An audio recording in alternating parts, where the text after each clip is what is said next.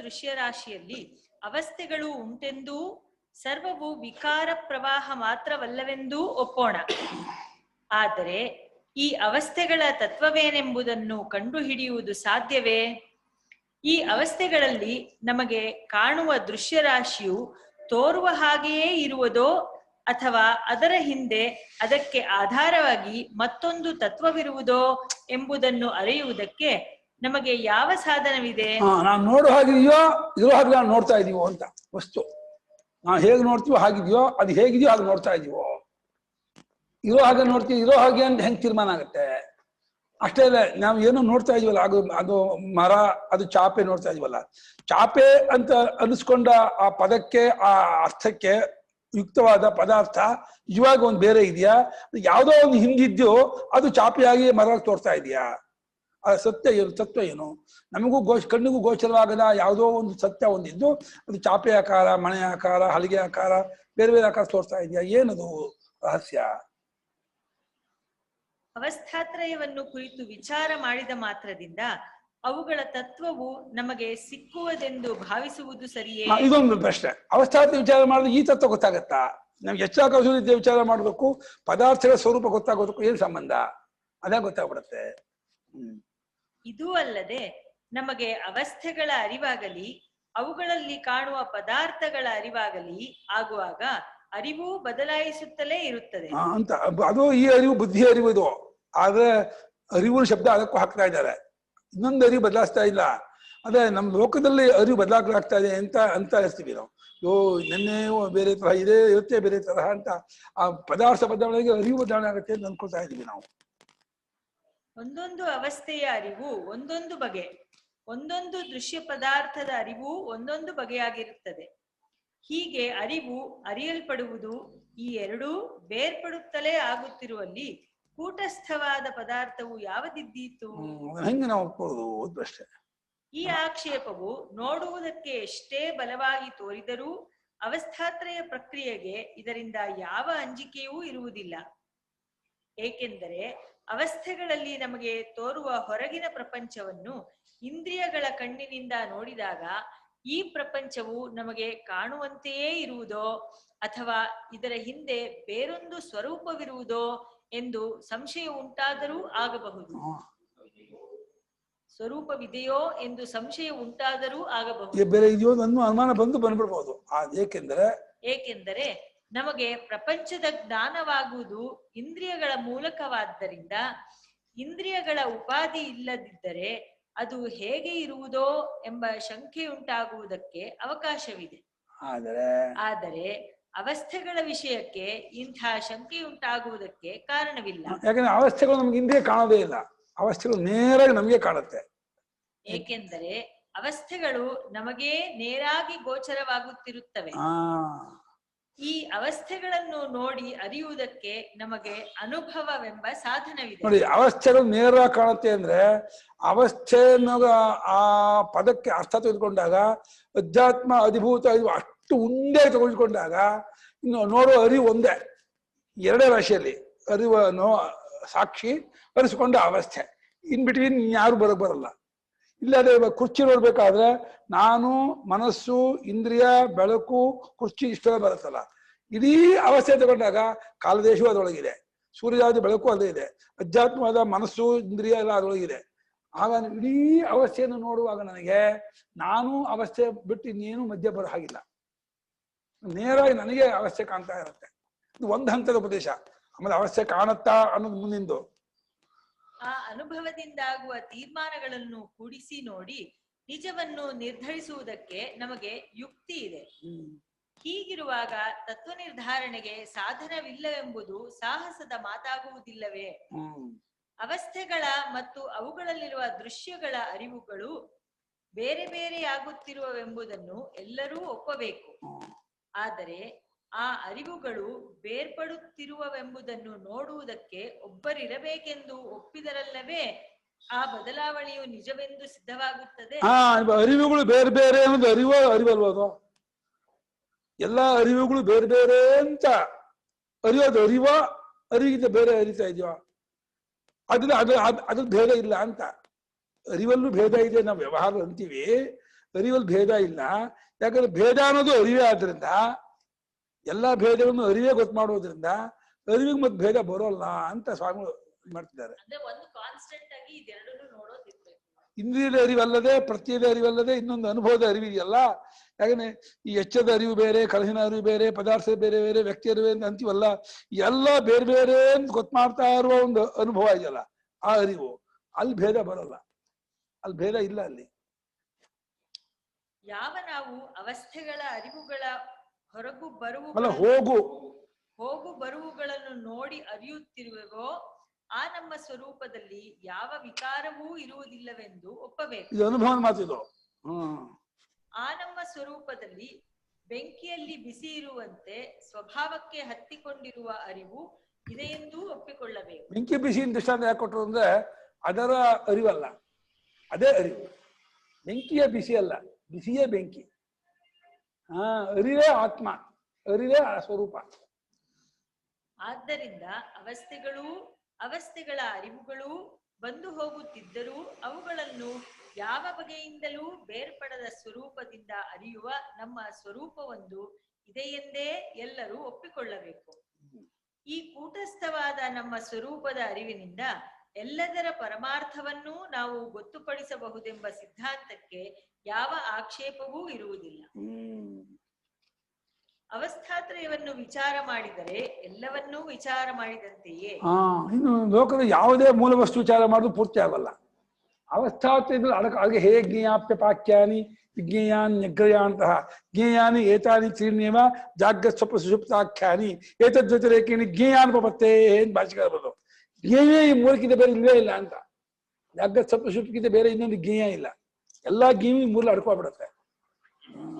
ನಮ್ಮ ಮೂರು ಅವಸ್ಥೆಗಳನ್ನು ವಿಚಾರ ಮಾಡಿಕೊಂಡ ಮಾತ್ರದಿಂದ ಇಡೀ ವಿಶ್ವದ ಪರಮಾರ್ಥವೂ ವಿಚಾರದ ವಿಷಯವಾಗಿದೆ ಎಂಬ ಆಕ್ಷೇಪ ಒಂದುಂಟು. ಅದು ಅವಸ್ಥೆ ಎಂಬ ಮಾತಿನ ವಿಶಾಲವಾದ ಅರ್ಥವನ್ನು ಮರೆತವರಿಗೆ ಮಾತ್ರ ಅವಸ್ಥೆ ವೈಶಾಲ್ಯ ನಾವು ಹೇಳಿದ್ವಲ್ಲ, ಅದನ್ನ ಯೋಚನೆ ಮಾಡಿದವರಿಗೆ ಹೌದು ಅವಸ್ಥೆಗಿಂತ ಬೇರೆ ಇಲ್ಲ ಅಂತ ಗೊತ್ತಾಗತ್ತೆ.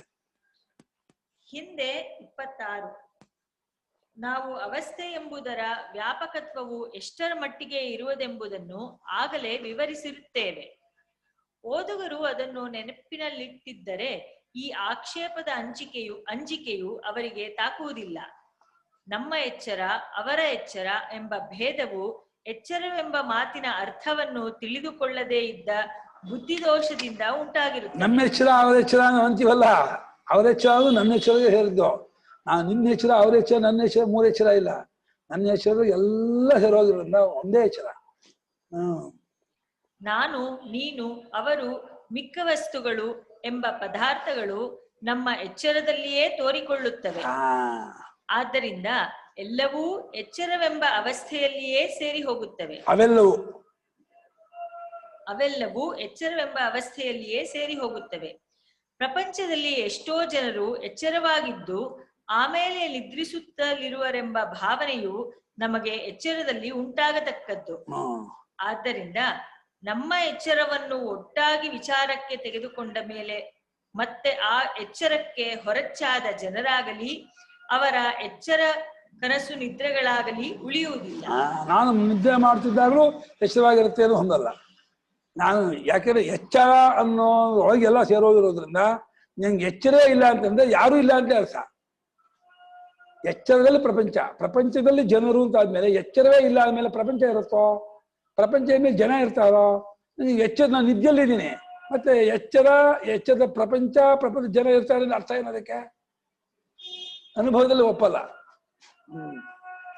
ಆದ್ದರಿಂದ ಎಚ್ಚರ, ಕನಸು, ನಿದ್ರೆ ಎಂದರೆ ಜಿಜ್ಞಾಸುವಾದ ನನ್ನ ಎಚ್ಚರ, ಕನಸು, ನಿದ್ರೆ ಅರ್ಥ ಮಾಡಿಕೊಂಡರೆ ಅವಸ್ಥಾತ್ರಯ ವಿಚಾರದಲ್ಲಿ ಅಡಕವಾಗದೆ ಇರುವುದು ಯಾವುದೊಂದು ಉಳಿಯುವುದಿಲ್ಲ.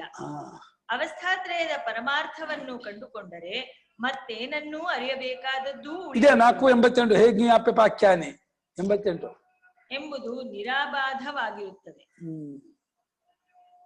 ಅವಸ್ಥಾತ್ರಯ ಸಿದ್ಧಾಂತವು ಅಬಾಧ್ಯವಾದದ್ದು. ಈಗ ಅವಸ್ಥಾತ್ರಯ ವಿಚಾರದಿಂದ ಮಾಡಿಕೊಂಡ ಸಿದ್ಧಾಂತವೇ ಕಟ್ಟಕಡೆಯ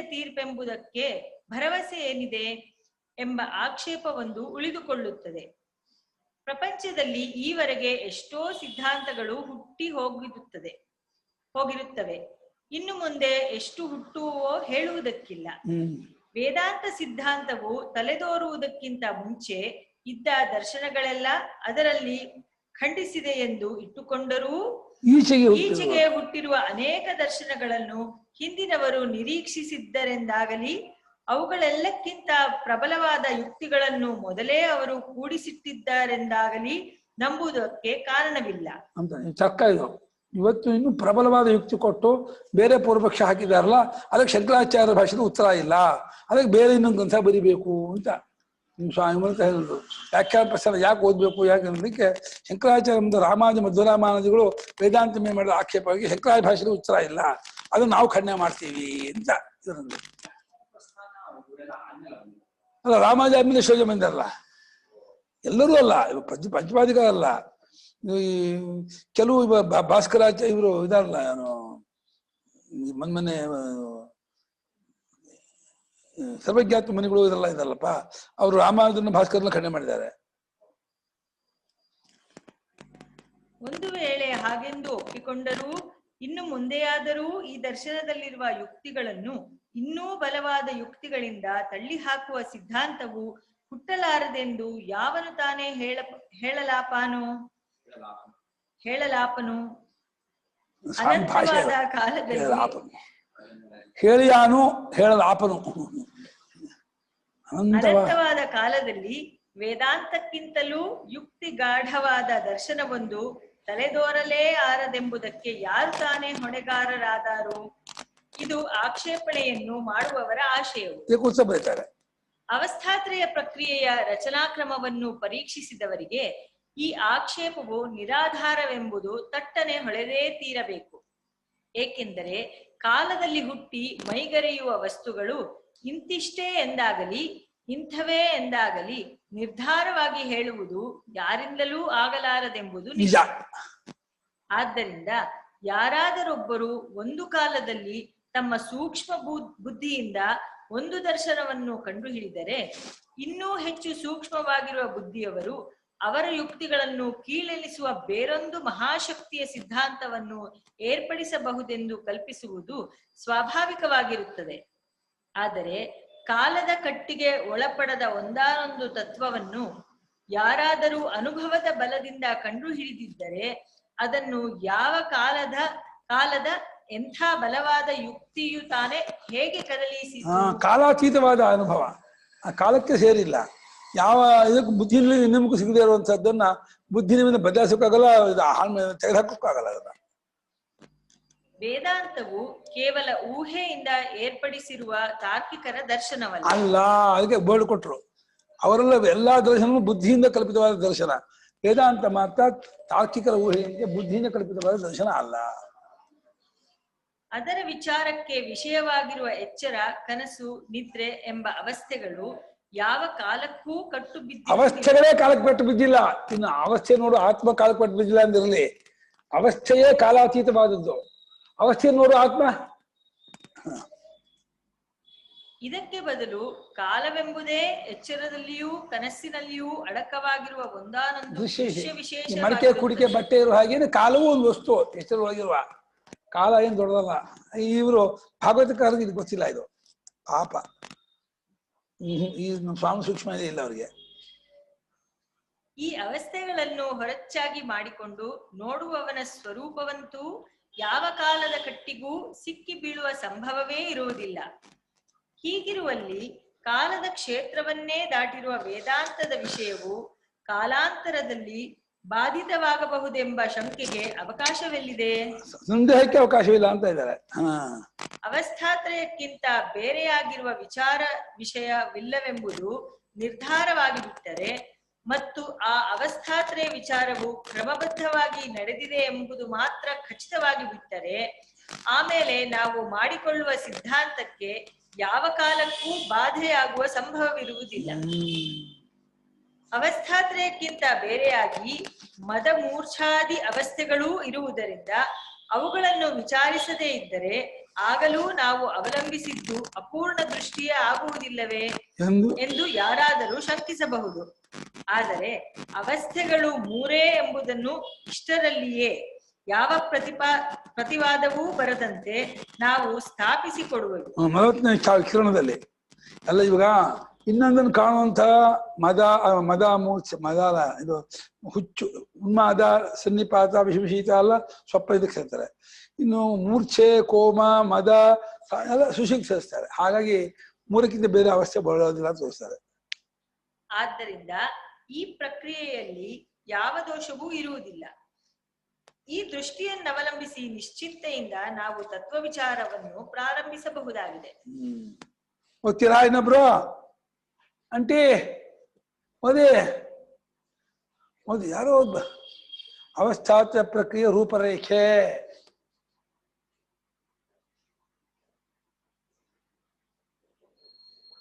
ರವೀಂದ್ರ ಬಹುಪರಾಕ್. ಓದಿಮ್ಮ. ಅವಸ್ಥೆ ಎಂದರೇನು? ಅವಸ್ಥೆ ಎಂದರೇನು?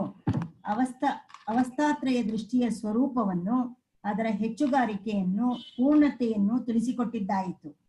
ಈಗ ಈ ದೃಷ್ಟಿಯನ್ನು ಅವಲಂಬಿಸಿ ವೇದಾಂತಿಗಳು ರಚಿಸಿರುವ ಪ್ರಕ್ರಿಯೆಯನ್ನು ಸಂಗ್ರಹವಾಗಿ ತಿಳಿಸುವೆವು. ಎಲ್ಲಕ್ಕೂ ಮೊದಲು ಈ ಪ್ರಕ್ರಿಯೆಯಲ್ಲಿ ಅವಸ್ಥೆಯ ಸ್ವರೂಪವನ್ನು ಕುರಿತು ಮಾಡಿರುವ ಸಿದ್ಧಾಂತವನ್ನು ಅರಿಯಬೇಕು. ಅವಸ್ಥೆ ಎಂದರೇನು? ಇದು ಬಹಳ ಮುಖ್ಯ ಪ್ರಶ್ನೆ. ಅವಸ್ಥೆ ಎಂದರೇನು ಯಾರಾದರೂ ಕೇಳಿದರೆ ಸ್ಥಿತಿ ಎಂದು ಉತ್ತರ ಕೊಡುತ್ತಾರೆ. ಆದರೆ ಇಷ್ಟರಿಂದಲೇ ಅವಸ್ಥೆಯ ಸ್ವರೂಪವು ವ್ಯಕ್ತವಾಗುವುದಿಲ್ಲ. ಆಗೋದಿಲ್ಲ, ಅವಸ್ಥೆ ಎಂಬ ಮಾತಿನಲ್ಲಿ ಅವ ಎಂಬ ಉಪಸರ್ಗವೂ ಸ್ಥ, ನಿಲ್ಲು ಎಂಬ ಧಾತುವು ಸೇರಿಕೊಂಡಿವೆ. ಯಾವ ವಸ್ತುವೇ ಆಗಲಿ ನಿಲ್ಲುವುದಕ್ಕಿಂತ ಮುಂಚೆ ಅದು ಮಾರ್ಪಾಡಾಗುತ್ತಿರಬೇಕೆಂದೋ ಚಲಿಸುತ್ತಿರಬೇಕೆಂದೋ ನಾವು ಸಾಧಾರಣವಾಗಿ ಭಾವಿಸುತ್ತೇವೆ. ಎರಡೇ ಪ್ರಕ್ರಿಯೆ, ಮೂಮೆಂಟು ಚೇಂಜಿಂಗು. ಮುಂದಕ್ಕೆ ಹೋಗ್ಬೇಕು, ಇಲ್ಲ ಬದಲಾವಣೆ ಆಗಬೇಕು. ಮುಂದೆ ಚೇಂಜ್ ಇಲ್ಲ. ಹೇಗೆಂದರೆ ಒಂದು ಮಾವಿನ ಹೀಚು ಕಾಯಾಗಿ ಕೊನೆಗೆ ಹಣ್ಣಾಗುವುದಷ್ಟೇ ಇಲ್ಲಿ ಹೀಚು ಸಣ್ಣಗಾಗಿರುವುದು, ಕಾಯಿ ದಪ್ಪಗಾಗಿರುವುದು, ಹಣ್ಣು ದಪ್ಪನಾಗಿದ್ದು ಕೆಲವು ಕಾಲದ ಮೇಲೆ ಬತ್ತಿ ಮತ್ತೆ ಸಣ್ಣಗಾಗುವುದು. ಇವು ಮಾವಿನಕಾಯಿಯ ಗಾತ್ರದಲ್ಲಿ ಆಗುವ ಬೇರೆ ಬೇರೆ ಮಾರ್ಪಾಡುಗಳು. ಮಾವು ಹೀಚಾದಾಗ ನಾಲಗೆಗೆ ಒಗರಾಗಿದ್ದು, ಕಾಯಾದಾಗ ಹುಳಿಯಾಗಿ, ಹಣ್ಣಾದಾಗ ಸಿಹಿ ತೋರುವುದು. ಇವು ಅದರ ಸವಿಯಲ್ಲಾಗುವ ಮಾರ್ಪಾಡುಗಳು. ಗುಣದ ಮಾರ್ಪಾಡು.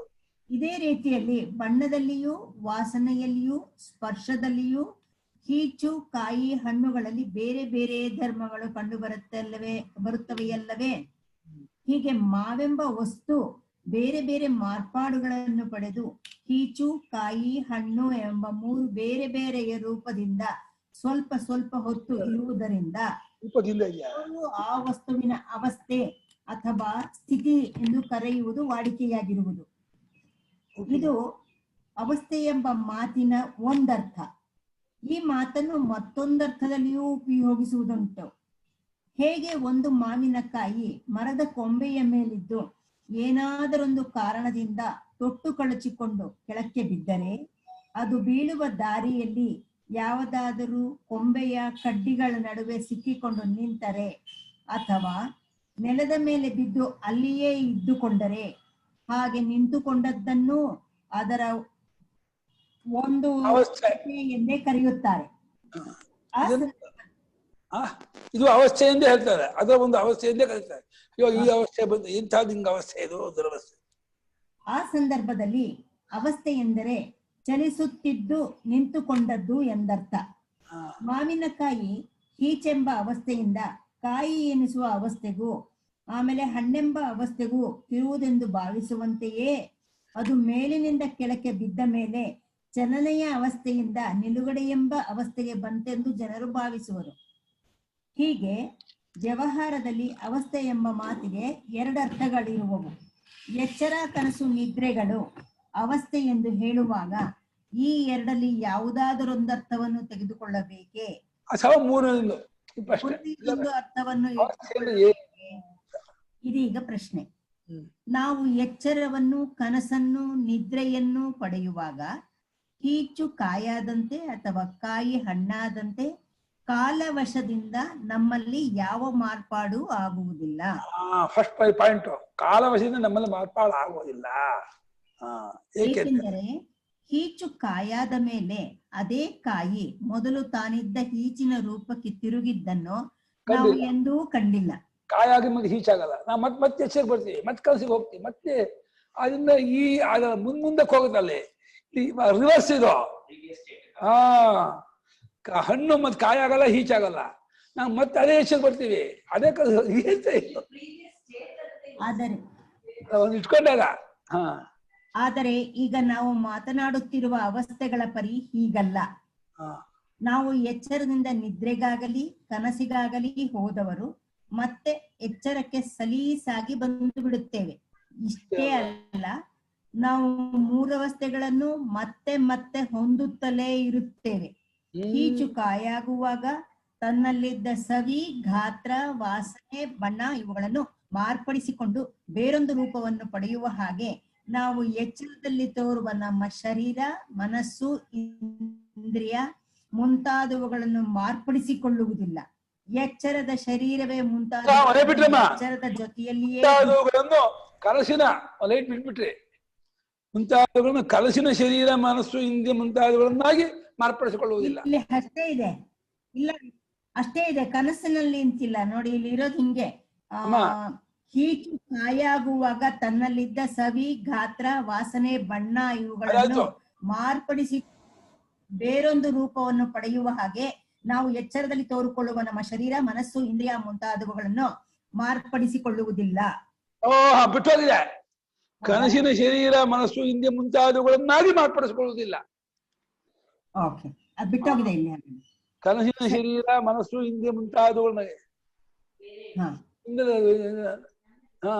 ನಿಮ್ ಬೇರೆ ವರ್ಷನ ವರ್ಡ್ ಇಸ್ ಗೋಲ್ಡ್, ನಮ್ದು ಇದು ನ್ಯೂ ವರ್ಷನ್. ಎಚ್ಚರದ ಶರೀರವೇ ಮುಂತಾದವುಗಳನ್ನು ಎಚ್ಚರ ಜೊತೆಯಲ್ಲಿಯೇ ಬಿಟ್ಟು ಕನಸನ್ನು ಪಡೆಯುತ್ತೇವೆ. ಇದಲ್ಲದೆ ಆ ಕಾಲಕ್ಕೆ ನಾವು ಹೀಚುಕಾಯಾಗಿ ಮಾರ್ಪಟ್ಟಾಗ ಅದಕ್ಕೆ ಹೊಸ ಬಣ್ಣ, ಹೊಸ ವಾಸನೆ ಮುಂತಾದವುಗಳು ನಿಜವಾಗಿಯೂ ಬಂದು ಅಂಟಿಕೊಳ್ಳುವ ಹಾಗೆ ನಮಗೆ ಕನಸಿನ ಶರೀರವೇ ಮುಂತಾದವುಗಳೇನು ನಿಜವಾಗಿ ಬಂದು ಅಂಟಿಕೊಳ್ಳುವುದಿಲ್ಲ. ನಾವು ಎಚ್ಚರವಾದ ಕೂಡಲೇ ಅವು ನಮ್ಮನ್ನು ಬಿಟ್ಟು ಮಾಯವಾಗಿ ಬಿಡುತ್ತವೆ. ಆದ್ದರಿಂದ ಎಚ್ಚರವು ಕನಸು ನಮಗೆ ಕಾಲವಶದಿಂದ ಆಗುವ ಮಾರ್ಪಾಡುಗಳೆನ್ನುವುದಕ್ಕೆ ಯಾವ ಅನುಭವದ ಬೆಂಬಲವೂ ಇಲ್ಲ. ಇದರಂತೆಯೇ ನಾವು ಎಚ್ಚರ ಕನಸುಗಳನ್ನು ಹೊಂದುವುದು ಒಂದು ಸ್ಥಳದಿಂದ ಮತ್ತೊಂದು ಸ್ಥಳಕ್ಕೆ ಹೋಗಿ ನಿಲ್ಲುವ ರೀತಿಯ ಅವಸ್ಥೆ ಎನ್ನುವುದಕ್ಕೂ ಬರುವುದಿಲ್ಲ. ಏಕೆಂದರೆ ಒಂದು ಕಡೆಯಿಂದ ಮತ್ತೊಂದು ಕಡೆಗೆ ಒಂದು ಪದಾರ್ಥವು ಚಲಿಸಿದಾಗ ಆ ಎರಡು ಸ್ಥಳಗಳನ್ನು ಸೇರಿಸುವ ಒಂದು ಸಮಾನವಾದ ಆಧಾರವಿರಬೇಕು. ಉದಾಹರಣೆಗೆ, ಒಂದು ಕಾಲು ಚೆಂಡು ಒಂದು ಕಡೆಯಿಂದ ಉರುಳಿಕೊಂಡು ಮತ್ತೊಂದು ಕಡೆಗೆ ಹೋಗಿ ನಿಲ್ಲುವಾಗ ನೆಲವು ಆ ಎರಡು ಕಡೆಗಳನ್ನು ಸೇರಿಸುವ ಆಧಾರವಾಗುತ್ತದೆ. ಆಕಾಶದಲ್ಲಿ ಹಕ್ಕಿಗಳು ಒಂದು ಕಡೆಯಿಂದ ಮತ್ತೊಂದು ಕಡೆಗೆ ಹಾರಿ ಹೋಗುವಾಗ ಆ ಎರಡು ಕಡೆಗಳಿಗೂ ಆಧಾರವಾಗಿ ಆಕಾಶವೂ ವಾಯುವು ಇರುವವು. ಈ ಬಗ್ಗೆಯಿಂದ ಯಾವುದಾದರೊಂದು ಆಧಾರವನ್ನು ಆಶ್ರಯಿಸಿಕೊಂಡು ಎಚ್ಚರವನ್ನು ಬಿಟ್ಟು ಕನಸಿಗೆ ಹೋಗಿ ನಿಲ್ಲುವ ಎಂಬುದು ಭಾವಿಸುವುದಕ್ಕೇನೂ ಆಗುವುದಿಲ್ಲ. ಏಕೆಂದರೆ ಎಚ್ಚರಕ್ಕೂ ಕನಸಿಗೂ ಸಮಾನವಾಗಿರುವ ಯಾವುದೊಂದು ಆಧಾರವೂ ಅನುಭವದಲ್ಲಿ ಕಂಡು ಬರುವುದಿಲ್ಲ. ಅಲ್ಲದೆ ಕಾಲು ನಡಿಗೆಯಿಂದ ಅಥವಾ ಗಾಡಿಯೇ ಮುಂತಾದ ಸಾಧನಗಳಿಂದ ಒಂದೂರಿನಿಂದ ಮತ್ತೊಂದೂರಿಗೆ ಹೋಗುವಂತೆ ಎಚ್ಚರದಿಂದ ಕನಸಿಗೆ ಯಾವುದೊಂದು ಸಾಧನವನ್ನೂ ಉಪಯೋಗಿಸಿಕೊಂಡು ನಾವು ಹೋಗುವುದಿಲ್ಲ. ಒಂದೂರಿನಿಂದ ಇನ್ನೊಂದೂರಿಗೆ ಇಂತಿಷ್ಟು ಮೈಲಿಗಳ ದೂರವೆಂದು, ಇಂತಿಷ್ಟು ದಿನಗಳ ಪಯಣವೆಂದು ನಾವು ಲೆಕ್ಕ ಹಾಕಿ ಅಳೆಯುವಂತೆ ಎಚ್ಚರದಿಂದ ಕನಸಿಗೆ ಇಂತಿಷ್ಟು ದೂರದ ಅಥವಾ ಇಂತಿಷ್ಟು ಕಾಲದ ಅಂತರವೆಂದು ಅಳೆಯುವುದಕ್ಕೇನೂ ಆಗುವ ಹಾಗಿಲ್ಲ. ಇದು ಅಲ್ಲದೆ ಒಂದೇ ಕಾಲದಲ್ಲಿ ಒಂದೇ ನೆಲದ ಮೇಲೆ ನಿಂತಿರುವ ಎರಡು ಊರುಗಳ ಹಾಗೆ ಎಚ್ಚರ ಕನಸುಗಳೆಂಬ ಎರಡು ಅವಸ್ಥೆಗಳು ಯಾವುದಾದರೊಂದು ಸಮಾನ ಕಾಲದ ಅಥವಾ ಸಮಾನ ದೇಶದ ಆಧಾರದ ಮೇಲೆ ನಿಂತಿರುವುವೆಂದು ನಾವುಗಳು ಬೆಂಗಳೂರು ಮೈಸೂರು ಹಾಗೆ ಎಚ್ಚರ ಆಗಿಲ್ಲ, ಸಮಾನ ಒಂದು ಆಧಾರ ಇಲ್ಲ. ಈ ಎಲ್ಲ ಕಾರಣಗಳಿಂದ ಎಚ್ಚರ ಕನಸುಗಳು ನಮಗೆ ಸಂಭವಿಸುವ ಕಾಲಕೃತವಾದ ಮಾರ್ಪಾಡುಗಳ ರೂಪಗಳೆಂದಾಗಲಿ ಒಂದು ಕಡೆಯಿಂದ ಮತ್ತೊಂದು ಕಡೆಗೆ ಹೋಗಿ ನಿಲ್ಲಬಹುದಾದ ವಿಶ್ರಾಂತಿ ವಿಶೇಷಗಳೆಂದಾಗಲಿ ಭಾವಿಸುವುದಕ್ಕಿಲ್ಲವಾಯಿತು. ಹಾಗಾದರೆ ಎಚ್ಚರ ಕನಸು ನಿದ್ರೆಗಳನ್ನು ಅವಸ್ಥೆಗಳೆಂದು ಕರೆಯುವಾಗ ನಮ್ಮ ಅಭಿಪ್ರಾಯವೇನು? ಇದಕ್ಕೆ ವೇದಾಂತಿಗಳ ಉತ್ತರವೇನೆಂದರೆ, ಅವಸ್ಥಾತ್ರಯ ಪರೀಕ್ಷೆಯೇ ಪರಮಾರ್ಥವನ್ನು ಗೊತ್ತುಪಡಿಸುವುದಕ್ಕೆ ಸರಿಯಾದ ಹಾದಿ ಎಂದು ನಾವು ಹೇಳುವಾಗ ಪರಮಾರ್ಥವು ತೋರಿಕೊಳ್ಳುವ ಬಗೆ ಕರೆಕ್ಟ್ ಆಗಿದೆ. ಇದು ನೀರು ಹೇಗೆ ಅಲೆಗುಲೆ ತೋರಿಸ್ತೋ ಪರಮಾರ್ಥ ಎಚ್ಚರ ತೋರಿಸ್ತಾ ಇದೆ. ಪೂರ್ತಿ ಪರಮಾರ್ಥ ಪೂರ್ತಿ ಹೆಚ್ಚಾಗಿರುತ್ತೆ, ಇದಾಗಲ್ಲ. ಆದ್ರೆ ಪೂರ್ತಿ ಹೆಚ್ಚಾಗಿದ್ದಾಗೂ ತನ್ನ ರೂಪದ ಹಾಗೆ ಇರುತ್ತೆ. ಅರ್ಧ ಎಚ್ಚರ ಅರ್ಧ ಪರಮಾರ್ಥ ಬೇರೆ ಇರಲ್ಲ. ಪೂರ್ತಿ ಅವಸ್ಥೆಯಾಗಿ ತೋರುತ್ತೆ, ತಾನಾಗಿಯೂ ಅವಸ್ಥೆಯಾಗಿ ತೋರುತ್ತೆ. ಅದು ಅದ್ಭುತ. ಇರುವ ಅವಸ್ಥೆ ಎಂಬ ಇರುವುದು ಯಾವಾಗಲೂ ಇರುವುದು, ಇಲ್ಲದ್ದು ಯಾವಾಗಲೂ ಇರುವುದಿಲ್ಲ ಎಂಬುದೊಂದು ಸ್ವತಃ ಸಿದ್ಧ ನಿಯಮವು. ಪರಮಾರ್ಥಕ್ಕೆ ಎಂದಿಗೂ ಚ್ಯುತಿ ಇಲ್ಲ. ಪರಮಾರ್ಥವನ್ನು ಬೇರೆ ಬೇರೆಯ ಕಣ್ಣಿಂದ ನೋಡಿದಾಗ ಅದು ಬೇರೆ ಬೇರೆಯಾಗಿ ತೋರಿಕೊಳ್ಳುವುದು. ಆದರೆ ಪರಮಾರ್ಥವು ಹೇಗೆ ತೋರಿಕೊಂಡರೂ ಪರಮಾರ್ಥವೇ. ಅದೇ ತನ್ನ ರೂಪದಲ್ಲಿ ಯಾವುದೊಂದು ಹೆಚ್ಚು ಕಡಿಮೆಯನ್ನು ಹೊಂದುವುದಿಲ್ಲ. ಅದು ತನ್ನ ರೂಪದಲ್ಲಿ ಇಲ್ಲ, ಅದೇ ಅಂತಿದೆ, ಅದೇ ಇದೆಯಾ? ಅದೇ ಇದೆ. ಆದರೂ ಅದು ನಮ್ಮ ದೃಷ್ಟಿ ಭೇದದಿಂದ ಬೇರೆ ಬೇರೆಯಾಗಿ ತೋರಿಕೊಳ್ಳಬಹುದು. ಅದು ಎಷ್ಟು ಬಗೆಗಳಲ್ಲಿ ನಮಗೆ ತೋರಿಕೊಳ್ಳಬಹುದೋ ಅಷ್ಟು ಬಗೆಗಳಲ್ಲಿ ಪ್ರತಿಯೊಂದು ಅದರ ಒಂದೊಂದು ಅವಸ್ಥೆ ಎನಿಸುವುದು. ಒಂದು ಉದಾಹರಣೆಯಿಂದ ಈ ಅಭಿಪ್ರಾಯವನ್ನು ಸ್ಪಷ್ಟಗೊಳಿಸಬಹುದು. ಒಬ್ಬನಲ್ಲಿ 5 ರೂಪಾಯಿಗಳಿವೆ ಎಂದು ಇಟ್ಟುಕೊಳ್ಳಿ. ಈ 5 ರೂಪಾಯಿಗಳನ್ನು ಅವನು ಒಂದು ನೋಟಿನ ರೂಪದಲ್ಲಿ ಆದರೂ, 5 ರೂಪಾಯಿ ನಾಣ್ಯಗಳ ರೂಪದಲ್ಲಿ ಆದರೂ, 10 ಅರ್ಧ ರೂಪಾಯಿಗಳ ರೂಪದಲ್ಲಿ ಆದರೂ, 20 ಪಾವಲಿಗಳ ರೂಪದಲ್ಲಿ ಆದರೂ, 40 ದೊಡ್ಡಾಣೆಗಳ ರೂಪದಲ್ಲಿ ಆದರೂ, 80 ಆಣೆಗಳ ರೂಪದಲ್ಲಿ ಆದರೂ, 320 ಕಾಲಾಣೆಗಳ ರೂಪದಲ್ಲಿ ಆದರೂ, ಸ್ವಾಮಿ ಕಾಲಾಣೆ ರೂಪದಲ್ಲಿ ಆದರೂ, 960 ಪೈಸೆ. ಇಲ್ಲಿ ಅವನಲ್ಲಿರುವ ಹಣವು ನೋಟಿನ ಆಕಾರವನ್ನು ತೆಗೆದುಕೊಂಡು ಆಮೇಲೆ ಬೆಳ್ಳಿಯ, ನಿಕ್ಕಲಿನ ಅಥವಾ ತಾಮ್ರದ ಆಕಾರವನ್ನು ತಳೆಯುತ್ತಾ ಹೋದರೂ ಅದು ಸಂಖ್ಯೆಯಲ್ಲಿ 1 ರಿಂದ 960ರವರೆಗೆ ಹೆಚ್ಚುತ್ತಾ ಹೋದರೂ ಅದರ ಬೆಲೆಯು ಮಾತ್ರ ಹೆಚ್ಚಾಯಿತೆಂದಾಗಲಿ ಕಡಿಮೆಯಾಯಿತೆಂದಾಗಲಿ ಯಾರೂ ಭಾವಿಸುವುದಿಲ್ಲ. ಇದರಂತೆ ಪರಮಾರ್ಥವು ನಮಗೆ ಎಚ್ಚರ, ಕನಸು, ನಿದ್ರೆ ಎಂಬ 3 ರೂಪದಲ್ಲಿ ತೋರಿಕೊಳ್ಳುತ್ತಿರುವುದು. ಅದು ಎಚ್ಚರದಲ್ಲಿ ಒಂದು ಬಗೆಯಾಗಿ ಹರಡಿಕೊಂಡು ನಮ್ಮ ಅನುಭವಕ್ಕೆ ಗೋಚರವಾಗುವುದು, ಕನಸಿನಲ್ಲಿ ಮತ್ತೊಂದು ಬಗೆಯಾಗಿ ಗೋಚರವಾಗುವುದು. ಹೀಗೆ ಪರಮಾರ್ಥವು ನಮಗೆ ಎಷ್ಟು ಬೇರೆ ಬೇರೆ ಬಗೆಯಾಗಿ ತೋರಿಕೊಳ್ಳಬಹುದೋ ಅಷ್ಟೂ ಬಗೆಗಳಲ್ಲಿ ಒಂದೊಂದು ಅದರ ಒಂದೊಂದು ಅವಸ್ಥೆ ಎನಿಸುವುದು. ಸಾಕು, ಟೈಮ್ ಆಯ್ತು. ತುಂಬಾ ಚೆನ್ನಾಗಿ ಓದಿದ್ರಮ್ಮ, ಸೂಪರ್ ಓದಿದ್ರಿ. ಇನ್ನೊಂದು ಪ್ರಶ್ನೆ, 5 ರೂಪಾಯಿ 108 ಆಗಬಹುದು. ನನಗೆ ಎಚ್ಚರ ಏನೋ ಆಗಿ ಕನಸಾಗಿದ್ಯಾ? 5 ರೂಪಾಯಿ 108 ಆಗೋ ಹಾಗೇನೆ ಎಚ್ಚರ ಏನೋ ಆಗಿ ಕನಸಾಗಿಲ್ಲಪ್ಪ. ಇಲ್ಲಿ ಸ್ವಾಮಿಗಳು ಏನ್ ಮಾಡಿದ್ದಾರೆ,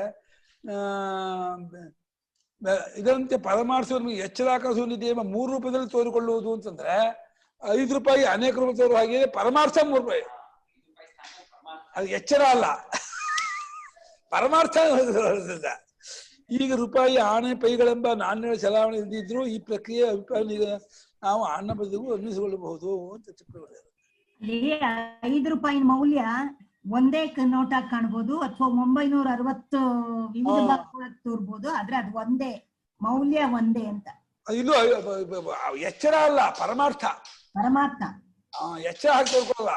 ಅಲ್ಲ, ಎಚ್ಚರ ನೋಟ್ ಇರ್ಬೋದು, ಕನಸು ನಾಣ್ಯ ಇರ್ಬೋದು, ಇನ್ನೊಂದು ಪಾವಲಿ ಇರ್ಬೋದು. ಆ ತರ ತಗೊಂಡ್ರು ಮೌಲ್ಯ ಒಟ್ಟೆ ಅಷ್ಟೇ. ನೀವು ಎಚ್ಚರ ರೂಪಾಯಿ, ಕನಸು, ನಾಣ್ಯ ಎಚ್ಚರದೇ ನಾಣ್ಯ ಆಗ್ಬಿಡುತ್ತೆ ಅವಾಗ. ಅಲ್ಲಲ್ಲ, ಮೌಲ್ಯ ದುಡ್ಡು ಅಂತ ಏನ್ ಹೇಳ್ತೀರಲ್ಲ, ನೀವ್ ಹೇಳ್ತಿರಲ್ಲ ಅಕ್ಷರ ಅನ್ನೋದು ಗೆರೆಗಳಲ್ಲ ಅಂತ. ಹಾಗೆ ದುಡ್ಡು ಅನ್ನೋದು ಈ ನೋಟು ಕಾಯನ್ನು ಯಾವುದೂ ಅಲ್ಲ, ಒಂದು ಗೊತ್ತುಪಡಿಸಿದ ಮೌಲ್ಯ. ಆ ಮೌಲ್ಯ 5 ರೂಪಾಯಿ ನೋಟಾಗಾರು ತೋರ್ಕೋಬಹುದು, ಅಥವಾ ಕಾಯನ್ನುಗಳಾಗಿ ತೋರ್ಕೋಬಹುದು, ಅಥವಾ ಪಾವಲಿಗಳಾಗಿ ತೋರ್ಕೋಬಹುದು. ಅದೇ ಮೌಲ್ಯ ಅಷ್ಟೇ. ಎಚ್ಚರ ತೋರ್ಕೋಬಹುದು ಹಾಗೆ ಇಲ್ಲ. ಆ ಮೌಲ್ಯ ಇದು ರೂಪಾಯಿ ತೋರ್ಕೊಳುತ್ತೆ. ಮೌಲ್ಯ ತಗೋಬೇಕು ಕರೆಕ್ಟ್.